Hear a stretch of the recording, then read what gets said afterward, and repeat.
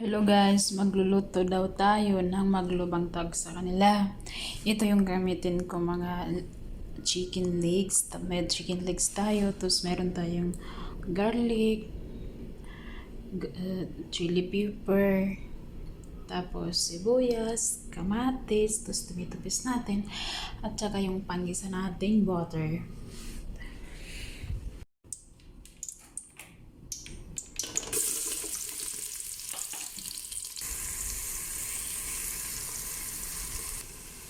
Ito na guys, lalagyan ko ng tomato paste. So, ilalagyan na lang natin yung manok natin ngayon.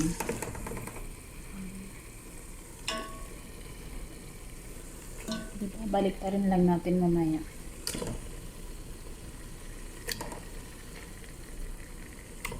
Takpan. Ayan siya guys. So, linagyan ko na ng tubig para mamaya lagyan ko na lang ng gold. Ilagyan natin yung kanin dyan mamaya.